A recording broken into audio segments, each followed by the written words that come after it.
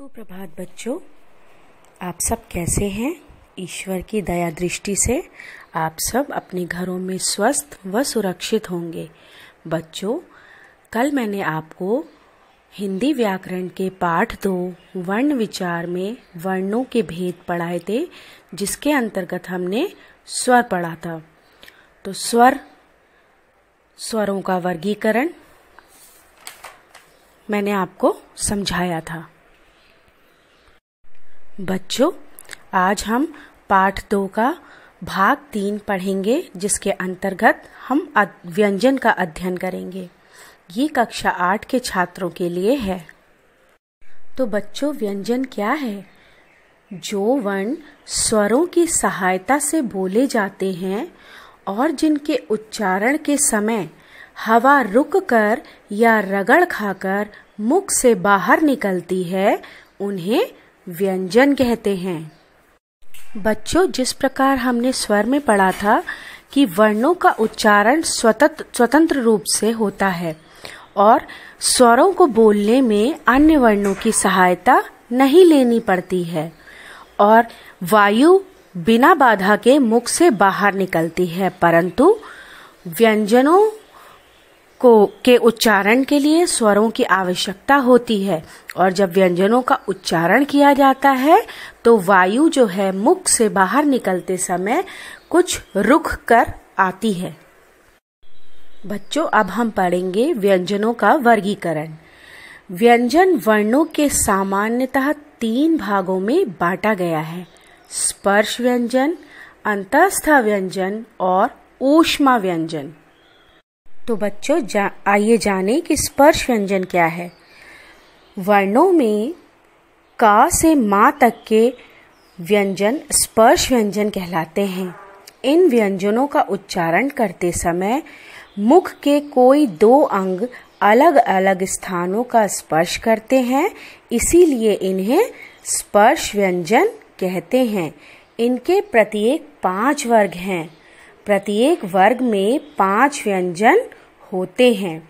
प्रत्येक वर्ग का नाम उस वर्ग के पहले व्यंजन के नाम पर रखा गया है, जैसे कि का वर्ग, जिसके अंतर्गत क, ख, ग, घ, ण। चा वर्ग, जिसके अंतर्गत च, छ, ज, झ, इया। टा वर्ग, जिसके अंतर्गत ट, ठ, ड, ढ, ण आते हैं। ता वर्ग, इस वर्ग के अंतर्गत त, थ, द, ध और न आते हैं। पा वर्ग, प, फ, ब, म और भ आते हैं। बच्चों, इसी का दूसरा भाग है अंतस्थ व्यंजन।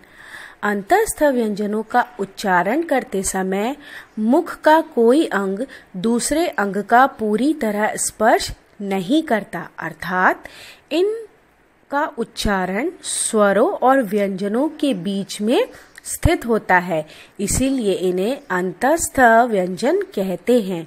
इसके अंतर्गत जो वर्ण आते हैं वो हैं य, र, ल, व। इस वर्ग का तीसरा भाग है ऊष्म व्यंजन। इनका उच्चारण करते समय हवा मुख के अंतर्गत रगड़ खाने के कारण थोड़ी ऊष्म यानी गर्माहट हो जाती है, इसलिए इन्हें ऊष्म व्यंजन कहते हैं। ये संख्या में 4 हैं: श, श, स, ह। वर्ण विचार के अंतर्गत स्वर और व्यंजन के अतिरिक्त संयुक्त व्यंजन भी होते हैं। तो आइए बच्चों, जानते हैं कि संयुक्त व्यंजन क्या है। 2 विभिन्न व्यंजनों के योग से बने व्यंजन संयुक्त व्यंजन कहलाते हैं। हिंदी वर्णमाला में 4 संयुक्त व्यंजन हैं: छ, त्र, ज्ञ, श्र। संयुक्त व्यंजनों का प्रयोग स्वतंत्र रूप से इसी प्रकार से किया जाता है। अब इसी के अंतर्गत चौथा भाग है गृहीत या अन्य वर्ण। हिंदी भाषा की 2 प्रमुख गृहीत व्यंजन ध्वनियां हैं, ड़ और ढ, जैसे कि सड़क और पढ़ना। इसके लिए कुछ व्यंजनों में नुक्ता अर्थात बिंदु वर्ण के नीचे जो लगाया जाता है, जैसे सजा, राज, फन आदि। तो बच्चों, इस पाठ के प्रमुख बिंदु कुछ इस प्रकार हैं। वर्ण भाषा की सबसे छोटी इकाई है जिसके खंड नहीं किए जा सकते। वर्णों के व्यवस्थित समूह को वर्णमाला कहते हैं। हिंदी वर्णमाला में 2 प्रकार के वर्ण हैं, स्वर तथा व्यंजन। स्वर स्वतंत्र ध्वनियां हैं। व्यंजनों का उच्चारण स्वरों की सहायता से होता है। आशा करती हूँ बच्चों, आपको ये पाठ समझ में आ गया होगा।